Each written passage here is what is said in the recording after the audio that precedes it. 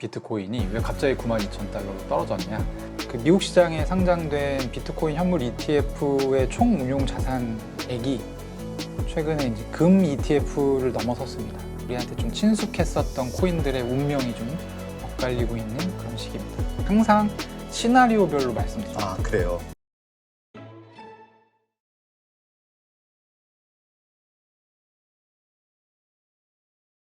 오늘 모신 분은 원더프레임 대표시죠? 김동환 대표 모셨습니다. 안녕하세요. 네, 안녕하세요. 자, 비트코인. 지금 뭐 10만 달러 넘어섰네, 신고가 영역에 들어갔네, 막 이렇게 하던 게 불과 며칠 전 같은데, 지난주였는데 지금 92,000달러까지 내려왔습니다. 이 상황 어떻게 봐야 되는 거죠? 일단은 뭐 비트코인은 항상 보고 계시지 않을 테니까요. 시청자분들이 간략하게 올해 있었던 일을 설명을 드리면, 올해 초에 47,000달러 정도였을 때 비트코인 현물 ETF가 미국 시장에 출시가 되면서 비트코인 가격이 좀 오르기 시작했습니다. 그래서 3월 달까지 해서 거의 한 40% 가까이 올랐고요. 3월부터 한 9월 정도까지는 또 횡보 내지는 조정 같은 이런 이제 장들이 좀 지속이 됐었고, 그러다가 이번 미국 대선에서 도널드 트럼프 대통령이 당선됨과 동시에 또 한 67,000달러에서 지금 10만 달러 넘어서 최고가는 10만 8,000달러까지 상승을 했다가요. 최근에 이제 92,000달러까지 조정을 받았습니다. 그래서 굉장히 지금 변화무쌍하게 움직이고 있는데, 아마 투자를 하셨던 분들 입장에서 가장 궁금하신 거는 10만 8천까지 갔었는데 계속 신고점을 갱신하던 비트코인이 왜 갑자기 92,000달러로 떨어졌냐, 이런 부분일 것 같고요.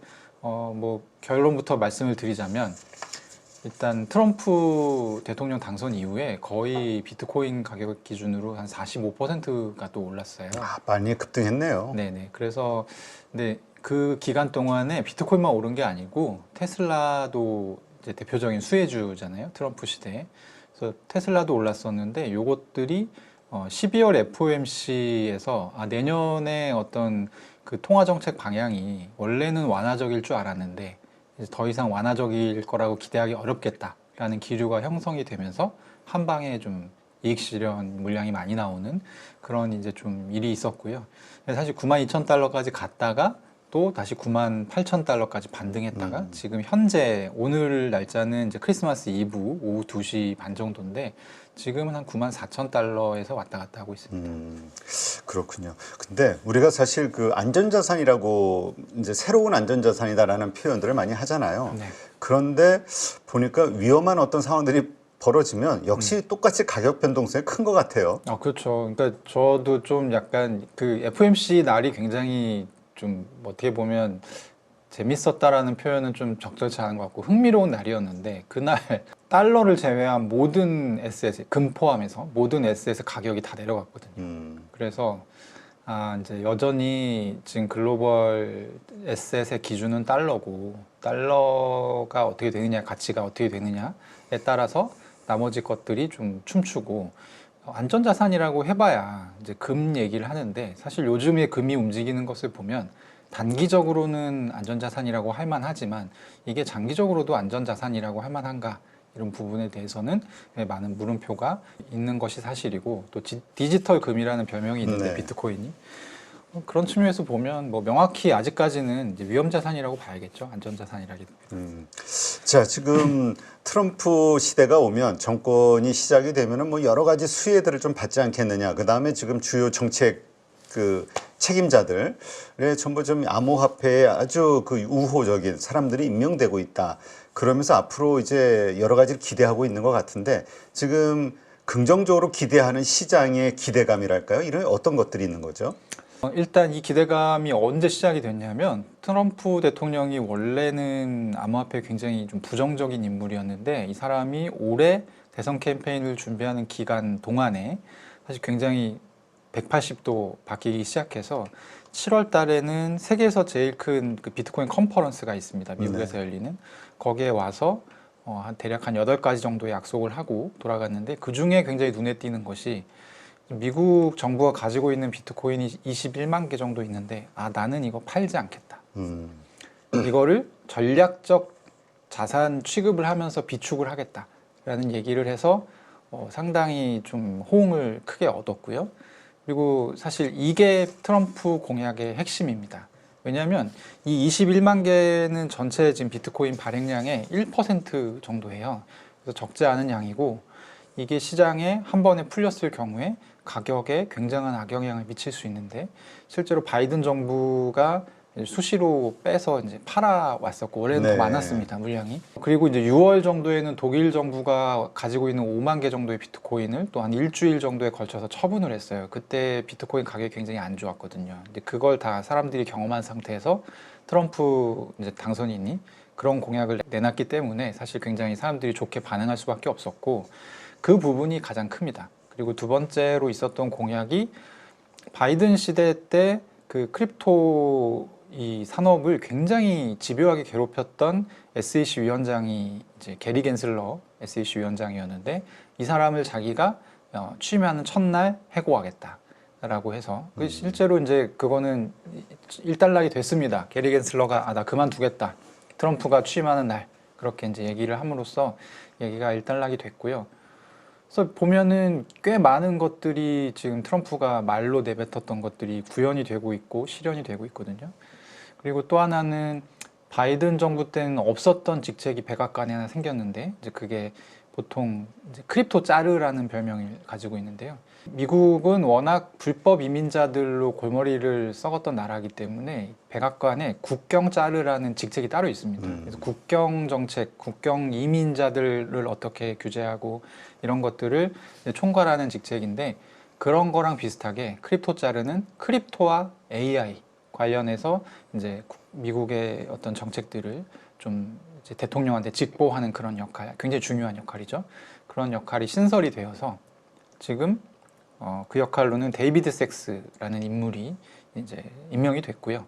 그리고 SEC 위원장은 이제 1월 20일자로 공석인데 이미 내정이 됐습니다. 후임자가 폴 애트킨스라는 이제 사람이 네. 내정이 됐고 둘 다 디지털 자산에 좀 친화적이고 그리고 금융, 결제 뭐 이런 쪽에 투자에 굉장히 밝았던 전력을 가지고 있는 인물들입니다. 그래서 사실 이제 트럼프 대통령 당선 직후에 비트코인이 오른 것도 그런 배경이 있는 것이고요. 당선이 실제로 이제 취임한 이후에도 어떤 정책이 나올지 좀 기대감이 나오는 배경입니다. 네. 아까 미국 정부가 아직 21만 개 가지고 있다고 하는데 이게 결국은 뭐 그 압류라든가 뭐 이러저러한 것으로 확보한 거지 미국 정부가 산 건 아니잖아요. 100%다 범죄 수익을 압수한 것이죠. 압류한 것들. 여기에서 이제 한 걸음 더 나아가서 미국 정부 혹은 뭐 다른 나라 정부들도 직접 그 자산을 가상 자산을 돈 주고 사서 확보할 것이냐. 우리가 뭐 외환보유고라든가 외환보유고의 달러나 채권이나 아니면 뭐 금을 사듯이 여기에 대한 가능성은 어떻게 보고 있어요? 이 얘기가 법안으로 제출되어 있습니다. 미국의 이제 상원의원, 하원의원, 정치가들 중에서도 암호화폐를 좋아하는, 비트코인 좋아하는 사람들이 굉장히 많은데 그 중에 한 명이 신시아 루미스라고 하는 이제 미국 상원 의원이 있어요. 이분이 올해 4월에 비트코인 준비금 이제 법안이라고 해서 법안을 이미 내놨는데 이 내용이 뭐냐면 비트코인을 5년 동안 100만 개를 미국 정부가 사게끔 하겠다. 네. 법으로서. 그래서 이제 이 법안이 처음 나왔을 때 저희 같은 사람, 그러니까 업계에 있는 사람들조차도 뭐야, 좀 의미 없는 법안 아니야? 약간 이렇게 생각했어요. 근데 이게 이제 대선에서 트럼프가 승리하고 또 같이 치러졌던 상원 하원 선거들이 있지 않습니까? 거기서 공화당이 다 이제 상하원을 차지하면서 그러니까 말하자면 트럼프가 굉장히 막강한 힘을 가진 네. 대통령이 돼버린 거죠. 이거 될지도? 라는 어떤 기대감이 형성되면서 아까 제가 말씀드렸다시피 트럼프 당선과 동시에 한 45% 정도가 올랐다고 했는데 많이 오른 거잖아요. 그렇게 폭등했던 배경에는 단순히 미국 정부가 가지고 있는 21만 개의 비트코인을 안 파는 걸 가지고 저렇게 오를까? 저는 그렇지는 않을 것 같고 일정 부분은 그런 기대감들이 반영됐다라고 생각합니다. 그리고 저도 그러니까 이게 진짜 현실성이 있다 생각하세요? 라는 질문을 굉장히 많이 받는데 어느 정도는 가능성이 있다. 그리고 이게 딱 크립토 섹터만 떼놓고 생각하는 게 아니라 이제 미국 공화당이 선호하는 어떤 방향, 트럼프가 평소에 선호해왔던 방향성과 이 결이 좀 맞는 부분이 있습니다. 이 정책 자체가. 네. 그래서 아예 허무맹랑하다고 볼 수는 없을 것이다. 이렇게 생각합니다. 네, 그렇군요. 지금 그렇다면 뭐 이러저러한 것들 때문에 그 뭐라 그럴까요? 이 비트코인 지금 가격에서도 지금 살만한 때라고 보시는지 아니면 조금 더 매수의 타이밍 좀 언제 사는 게 좋다고 보세요? 이 질문을 제가 올해 이제 방송에 나갈 때마다 사실 물어보셨는데요. 다른 분들도 올해는 그냥 지금 사시는 게 제일 좋다라고 항상 말했었던 것 같아요. 살려는 생각이 있을 때 네. 왜냐하면 근데 그 얘기가 맞았어요. 시간이 지나고 나서 결국에 이제 제가 얘기했었던 때보다 뭐 거의 2배 정도 지금 오른 상황이기 때문에. 근데 이제 최근에 몇 가지의 어떤 신호들이 있는데요. 가령 그 미국 시장에 상장된 비트코인 현물 ETF의 총 운용 자산액이 최근에 이제 금 ETF를 넘어섰습니다. 근데 이제 비트코인 현물 ETF는 1년 된 상품이고 금 ETF는 지금 20년 됐거든요. 그래서 사실 이제 시간으로 보면 비교하기가 어려운 1대1 비교가 안 되는 그런 대상인데 굉장히 성장세가 그만큼 빠르다. 그리고 금 ETF가 성장했었던 어떤 추이를 봤을 때 이게 디지털 금이라고 한다면 1년 차보다는 2년 차, 2년 차보다는 3년 차, 그 다음보다는 4년 차까지는 굉장히 빠르게 성장했거든요. 그래서 ETF 효과만 놓고 봤을 때도 지금 사는 거는 그렇게 손해가 아닐 수 있다. 1년 뒤에 처분한다고 생각했을 때. 그래서 많은 지금 월가의 금융기관들 그리고 리서치들 이런 곳들이 사실 올해 초까지만 해도 25년 말까지 해서는 한 많이 봐야 14만 달러 정도를 봤었어요. 근데 지금 일제히 전부 20만 달러로 전망을 교체하고 있습니다. 그래서 그런 부분들을 보면 저는 지금 사도 괜찮다 생각하지만 어쨌든 투자는 본인의 이제 선택에 따라서 하시는 거기 때문에 참고하시면 좋을 것 같습니다. 네. 지금 마이크로 스트래티지 어떻습니까? 지금 비트코인 가격 그러니까 실제 보유하고 있는 비트코인보다도 지금 한 2배인가 이상 비싸다. 3배인가 2배인가 네. 뭐 이런 얘기들이 있잖아요. 네. 그럼에도 이렇게 계속 주가가 오르고 이 주식을 살려는 세력들이 나온다는 거, 투자자들이 나온다는 이유 어디에서 찾아야 될까요? 그냥 비트코인 사면 될 것 같은데. 저희도 그렇게 얘기합니다. 그거 사지 마시고 비트코인 사시라고 얘기하는데 지금 사실 처음에는 좋았어요. 왜냐하면 어쨌든 그 나스닥 상장 기업이고 비트코인이 이제 ETF가 없을 때는 상당히 좋았거든요. 근데 지금은 너무 많은 비트코인을 이 회사 하나가 지금 보유를 하고 있는 그런 상황이고 이 사람은 안 판다고 하지만 뭐 그걸 사람 마음이라는 게 또 바뀔 수 있는 것이고 돈이 필요하면 팔아야죠. 팔아야 되는 것이고 그리고 이제 이 회사 자체가 위험하게 됐을 때 이게 덤핑이 될 수가 있잖아요. 그러니까 판다고 하는 게 그냥 파는 거면 문제가 안 되는데 갑자기 뭐 던진다거나 그러면 이제 시장에 굉장히 충격을 줄 수 있지 않습니까? 그래서 네. 사실은 저는 좀 리스크적인 측면에서 좀 불안하다. 이 요인이 점점 커져가고 있다. 약간 그렇게 보고 있는데 어쨌든 그 해외에서도 굉장히 왜냐하면 마이크로 스트래티지는 사실 작년 기준으로는 영업 적자 기업입니다. 그렇죠. 근데 이제 나스닥 100에 편입이 됐단 말이에요. 나스닥에서 제일 잘 나가는 100개 기업에 이제 들어갔고 이게 들어가는 게 맞냐 틀리냐 뭐 굉장히 갑론을박이 많았습니다. 근데 지금 이제 나오는 비판 중에 좀 유념해서 들어야 될 내용은 제가 보기엔 그런 내용이 있었는데 이게 감마 투자에 가깝기 때문에 그러니까 사실상 비트코인 가격의 상승보다는 비트코인의 변동성에 투자하는 상품이다.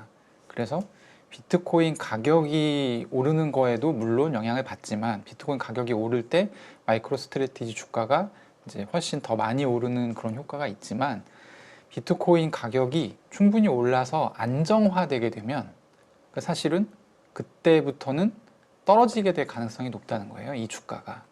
그래서 그런 부분들을 조금 감안하면 좋겠다. 그러니까 이게 착각하기 쉬워요.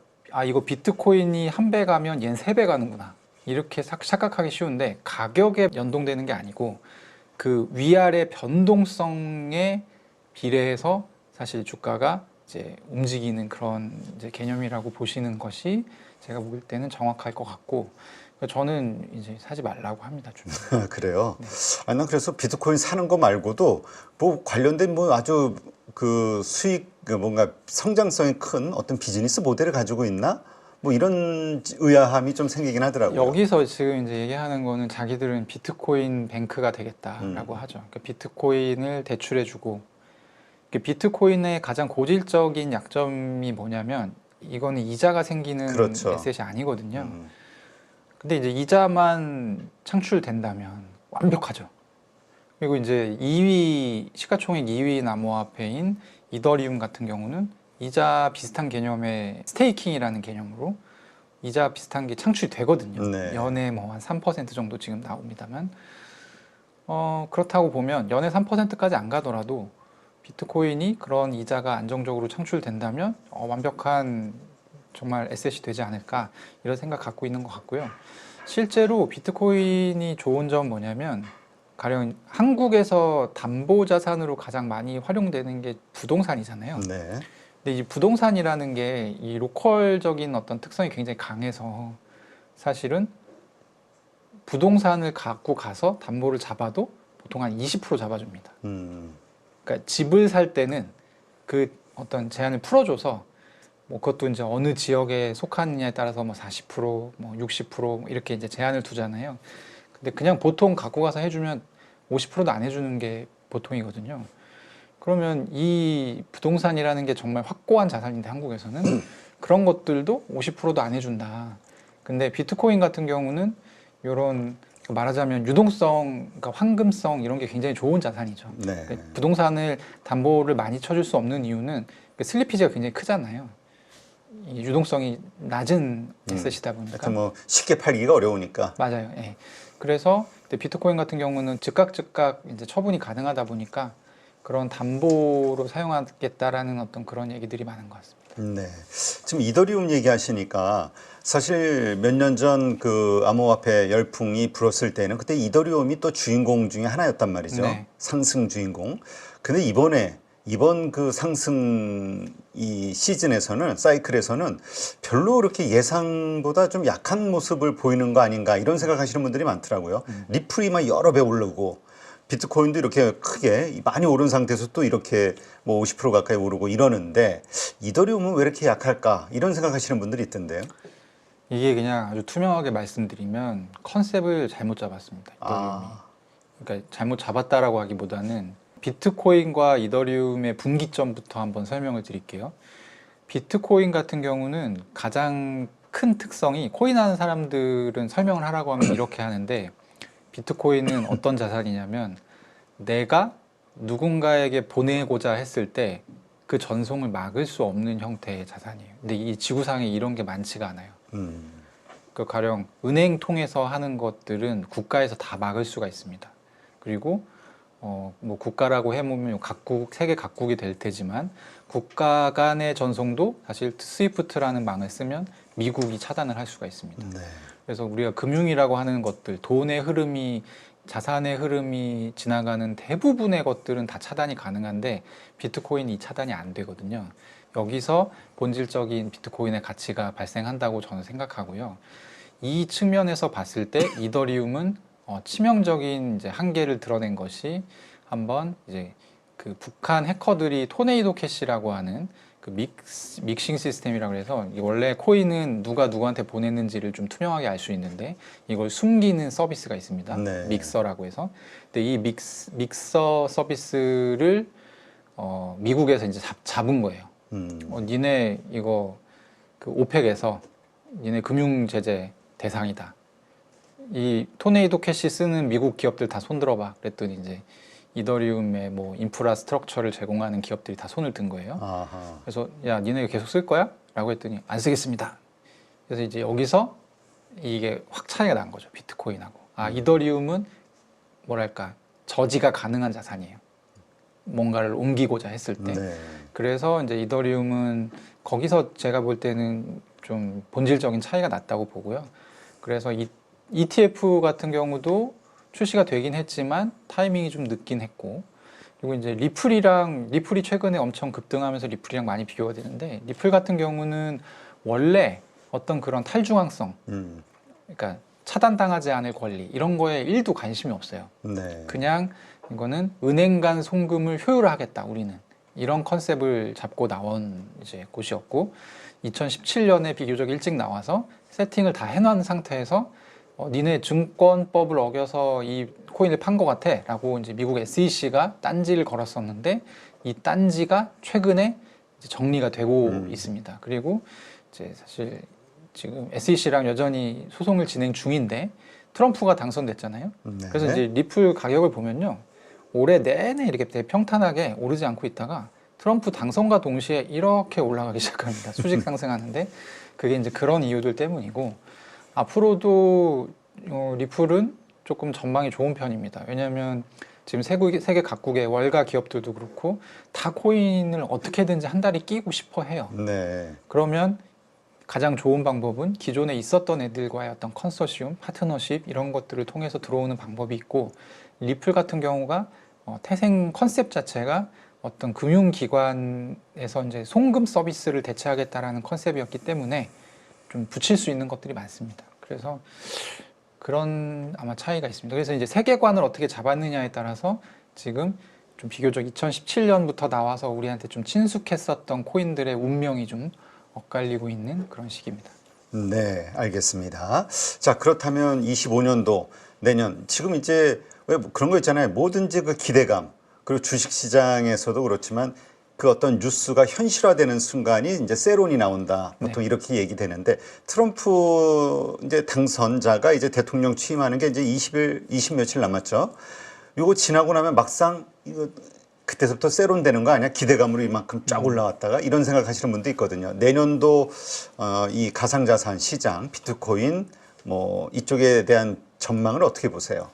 이 정말 죄송한 말씀인데 요즘에 이제 전망 때문에 이제 제가 여기저기 나가서 얘기를 드리는데 항상 시나리오별로 말씀드립니다. 아, 그래요. 첫 번째 시나리오는 아까 얘기했던 신시아 루미스 상원의원의 그러니까 미국 정부가 비트코인 100만 개를 5년에 걸쳐서 매수하고 이것을 당분간 팔지 않는다라는 게 법안화될 경우에는 저는 비트코인 가격이 50만 달러까지도 갈 수 있다고 생각합니다. 굉장히 큰 상승이 일어나는 계기가 될 것이고요. 근데 이 법안이 그냥 묻힌다 라고 했을 때는 지금 가격에서 실망 매물이 좀 나올 수 있다고 생각합니다. 그러니까 지금 사면 무조건 돈을 버는 게 아니고 말씀하셨다시피 세론이 나올 수 있기 때문에 세론 뉴스가 나올 수 있기 때문에 취임과 동시에 트럼프가 어떤 스탠스를 취하는가 이런 거를 좀 봐야 될 것 같고요. 그리고 또 하나 봐야 되는 게 그러니까 지금은 판단하기가 굉장히 어려운 시기입니다. 우리가 이제 사실 연말 되면 막년에 송년회 하고 이렇게 뭔가 1년 단위로 사고를 좀 이렇게 갈아끼는 그런 경향이 있잖아요. 네. 근데 사실 지금 그럴 때가 아니다. 비트코인은. 왜냐하면 계속 지금 봐야 되고 어떤 실마리들이 나오는지를 봐야 되는데 제가 볼 때는 내년에 중요한 부분은 그겁니다. 그러니까 미국이 트럼프도 그렇고 바이든도 그렇고 재정 정책을 굉장히 적극적으로 사용했고 트럼프도 그럴 것으로 지금 예상이 되고 있는데 트럼프의 문제는 뭐냐면 쓸 돈이 없어요. 그래서 이 돈을 마련을 해야 됩니다. 뭐 방법이 따로 있는 게 아니라 이제 국채를 찍어내는 것인데 지금 과거에는 중국이 전통적으로 미국 국채를 많이 샀었고요. 근데 더 이상 사고 있지 않죠. 그렇죠. 그래서 바이든 정부 같은 경우도 2024년 하반기에는 사실 유럽의 우방들, 영국이라든지 이런 나라들이 국채를 좀 사줬습니다. 그래서 그 돈으로 이제 그 재정 정책을 좀 적극적으로 막판까지 쓸 수 있었던 것인데 지금 트럼프는 좀 애매하거든요. 그래서 일단 트럼프의 국채 판매 전략이 어떻게 되는지를 봐야 됩니다. 그래서 근데 이게 이제 여의치 않을 경우에 트럼프는 아마 스테이블 코인을 신규 국채 판매처로 사용할 겁니다. 네. 그래서 스테이블 코인이라고 하는 거는 이제 개당 1달러의 가치를 추종하도록 설계되어 있는 시세 변동이 적은 코인인데요. 이 코인을 찍어낼 때 미국 국채를 보통 이제 보관을 하고 은행 같은데 그만큼의 스테이블 코인을 발행하는 방식으로 사용을 합니다. 새로운 국채 수요처를 만들어낸다. 그렇죠. 근데 이제 스테이블 코인은 어디에 많이 쓰이냐면 보통 코인 거래를 할 때 많이 쓰입니다. 네. 쉽게 얘기하면 비트코인 가격이 올라가게 되면 스테이블 코인의 용처가 늘어나게 되는 셈이에요. 그래서 요런 효과가 사실 코인에 있다. 사이드 이펙트로. 그리고 또 하나 봐야 될 게 그러면은 어쨌든 국채를 이 수요처를 만들어야 될 거잖아요. 네. 그러면 저는 제 생각에는 트럼프가 미국의 금산 분리를 해제할 가능성이 높다고 생각합니다. 그러니까 지금은 그러니까 쉽게 얘기하면 우리가 매그니피센트 세븐이라고 하는 이제 7개의 기업이 있잖아요. 굉장히 큰 기업들이고 다 IT 기업들입니다. 그래서 온라인 결제 이런 거 굉장히 아주 도 같은 기업들임에도 불구하고 이제 금산 분리가 되어 있기 때문에 이 친구들이 뭐 금융 사업에 진출하거나 이게 불가능하거든요. 근데 이런 것들을 풀어줄 가능성이 있다라고 저는 생각하고 그 이유는 뭐냐면 공화당과 그러니까 지금 월가에 있는 어떤 전통적인 금융 기업들이 공화당과 트럼프의 지지자들이 아닙니다. 네. 네, 그래서 이제 그런 정치적인 맥락에서 봤을 때 이렇게 열어놔야 사실 어떤 정치적인, 그러니까 자기의 정치적인 경쟁자를 지원하는 사람들이잖아요, 월가는. 그런 부분들을 좀 약화시키고 싶어 할 수 있다. 그리고 그렇게 만약에 금산분리를 해제했을 경우에는 상당히 많은 스테이블 코인의 수요처가 생깁니다. 이 기업들이 전부 다 스테이블 코인을 찍으려고 할 것이기 때문에. 네. 그래서 그런 측면에서 봤을 때 이런 변화가 일어날 가능성을 좀 봐야 된다.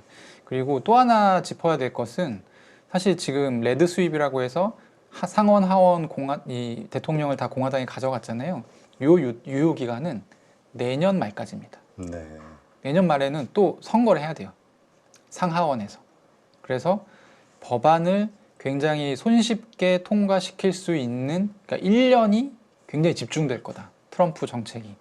그래서 굉장히 많은 변화가 있을 수밖에 없고 이 변화가 어떻게 이루어가는가에 따라서 코인 가격이 이제 굉장히 좀 영향을 많이 받을 수 있다 생각합니다. 네, 알겠습니다. 하여튼 코인 매도 타이밍 고민하시는 분들은 지금 말씀해 주신 이런 내용들 한번 잘 참고하시기 바랍니다.